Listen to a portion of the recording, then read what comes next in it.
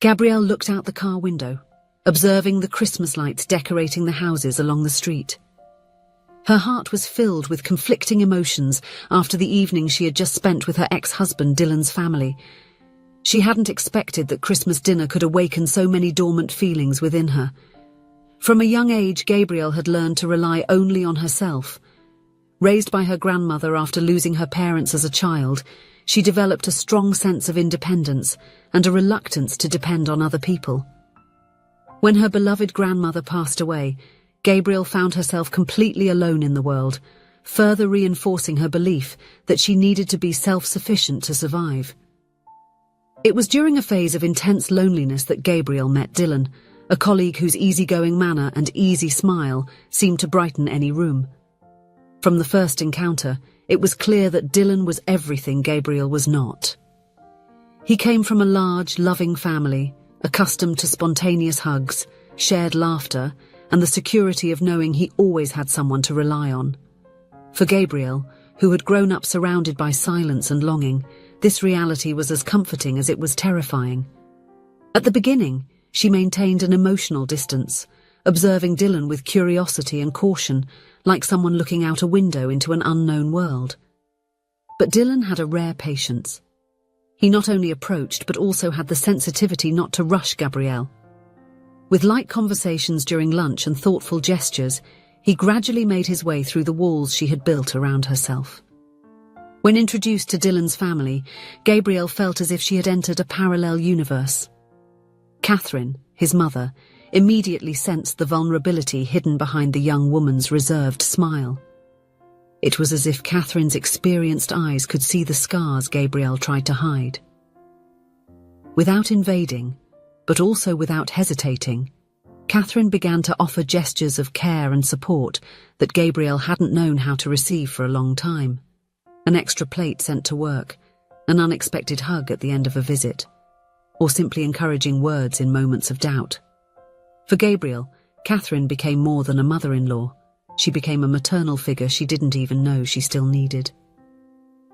When Gabrielle and Dylan's wedding took place, it was more than a celebration of love. It was the consecration of a new chapter in her life.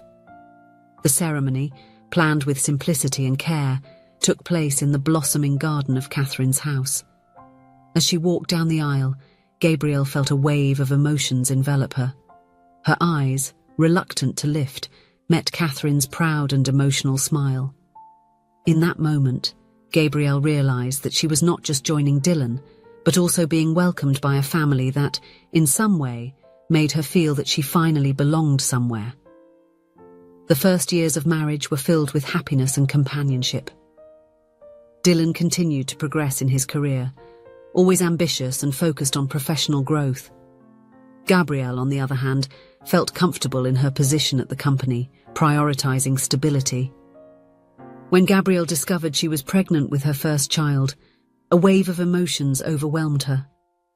Dylan, on the other hand, was overjoyed with the news. The sparkle in his eyes when he talked about the baby was contagious. He was already making plans, imagining nights rocking the newborn and mornings dedicated to teaching him to walk. During one of these conversations, he suggested something that seemed natural to him. "Love, why don't you take a break from work? That way, you can dedicate yourself entirely to the baby in those first years. It would be great for him, and I can take care of everything."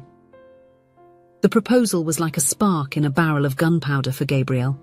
She tried to remain calm, but her voice came out loaded with emotion. "Dylan, you know I can't just drop everything. What if something goes wrong? What if you lose your job, or if we decide to separate one day? I need to have my financial independence. It's the one thing I've always been able to control." He watched her, surprised by the intensity of her response. "Gabby, nothing is going to go wrong. I'm here for you, for us. My salary covers everything we need and more. I want you to have the chance to enjoy this time with our son." But for Gabrielle, it wasn't that simple. She had learned early on that relying on someone else was a dangerous trap. She remembered the feeling of losing control when her grandmother passed away, leaving her alone in the world. She never wanted to be in a position again where her stability depended on someone else, even if it was Dylan, the man she loved. Months later, when little David finally arrived in the world, he brought overwhelming happiness and a new dynamic to the couple. Gabrielle, enchanted by her son, but still holding on to her desire for independence, made the difficult decision to return to work after a few months.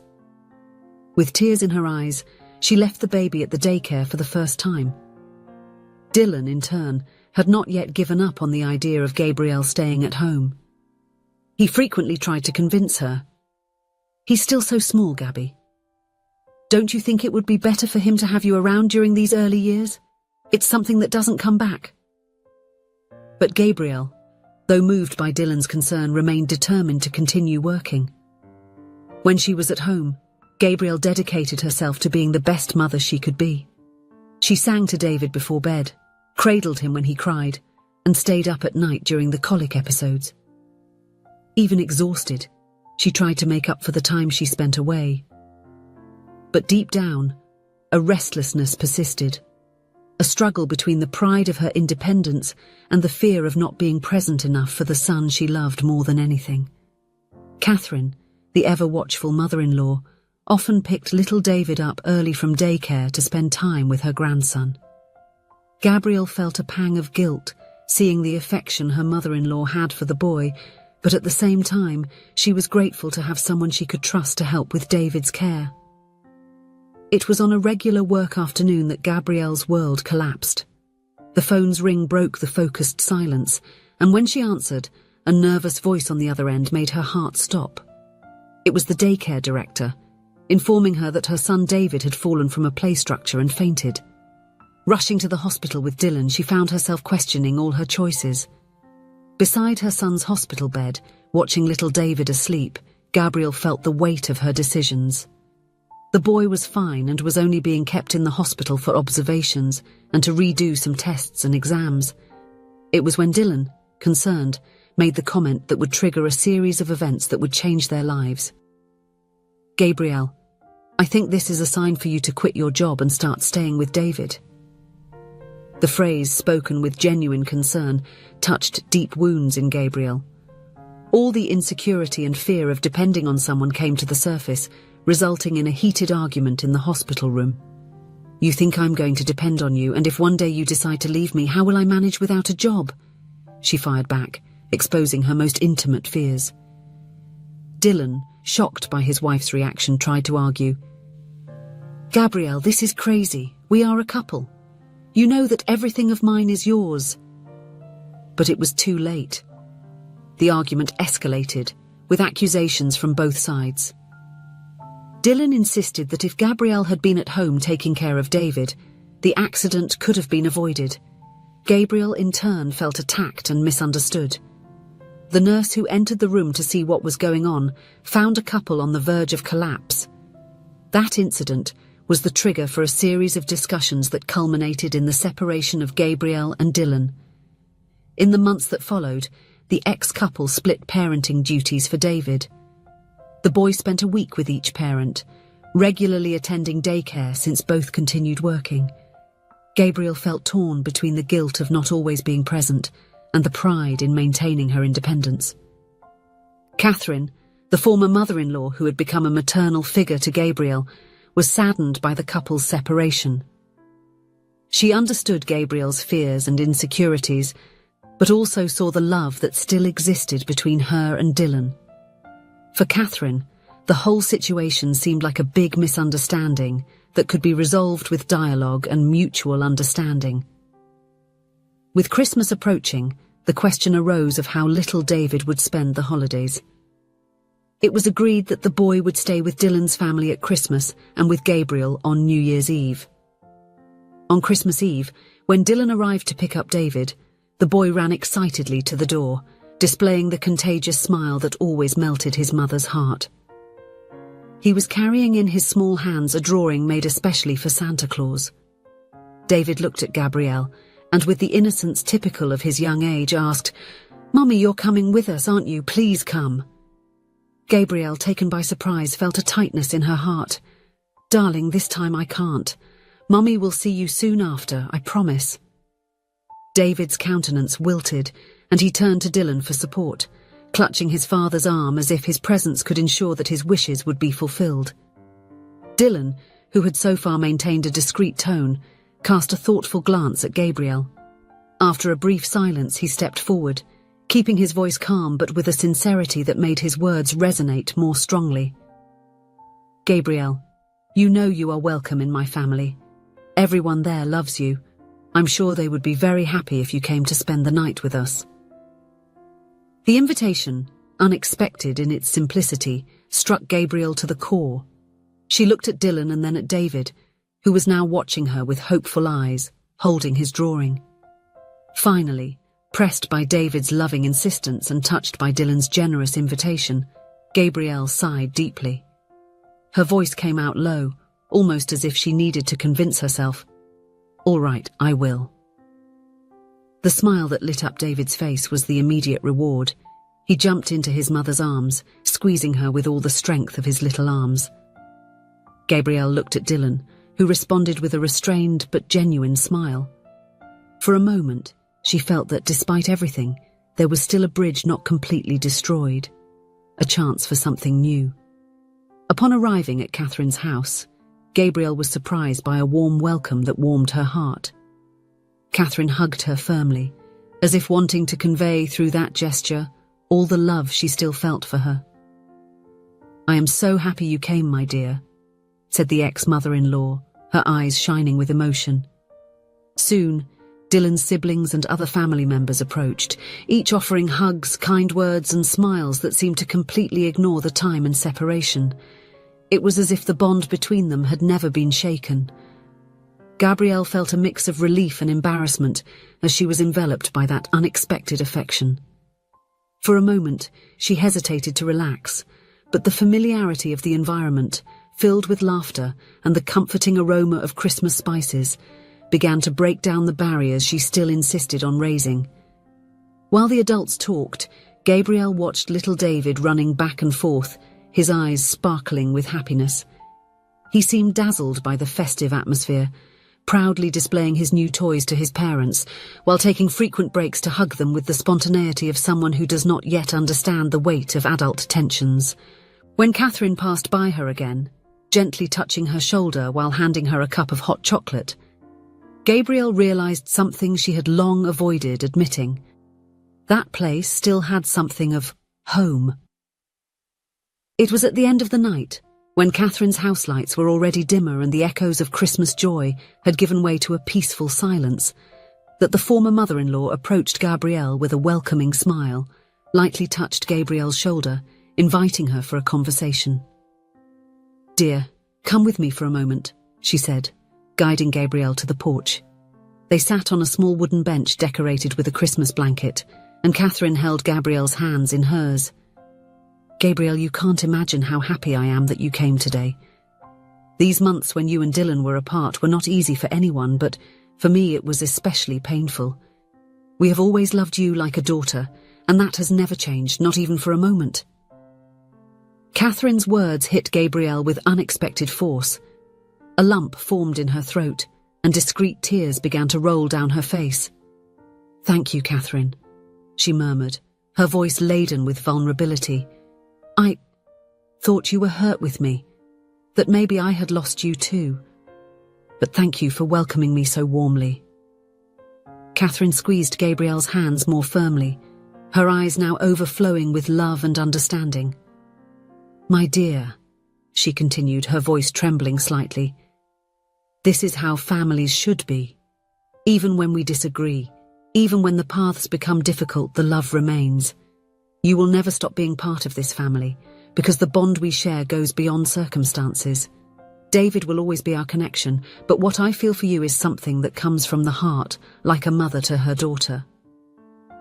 From the moment I met you, I realized that you carry such a huge burden, a difficulty in trusting, in accepting help.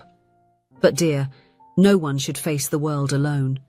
Sharing burdens is not a weakness, it is a gift that the people who love you have the privilege to offer. I want you to know that you can count on me, on all of us, always. You never have to walk alone." Catherine then leaned in and enveloped Gabriel in a warm hug, a hug that seemed to break through all the barriers Gabriel had built over the years. For the first time since her grandmother's death, she allowed herself to be truly vulnerable.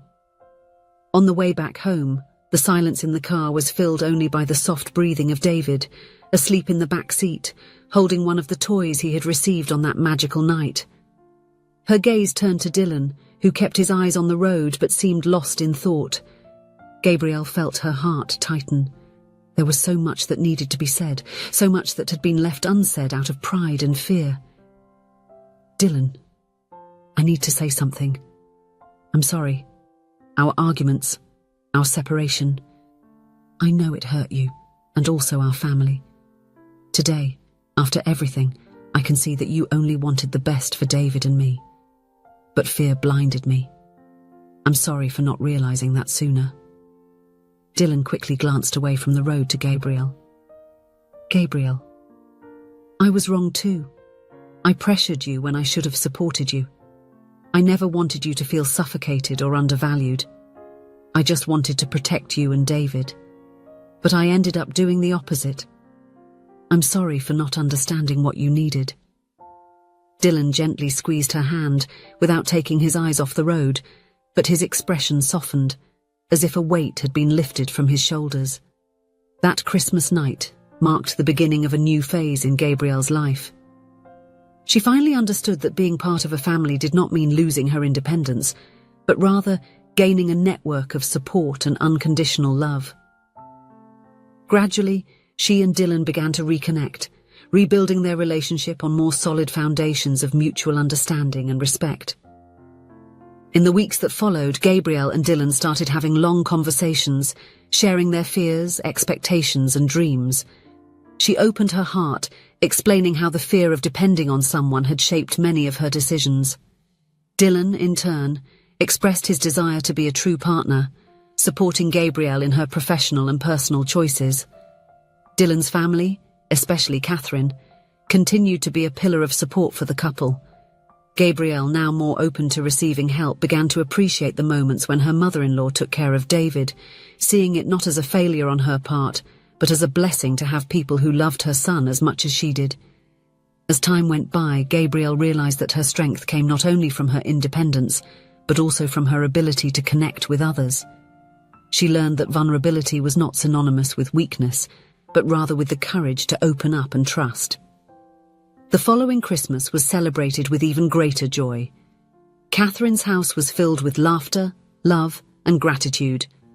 Gabrielle, looking around at the family that now truly was hers, felt a peace she had never experienced before.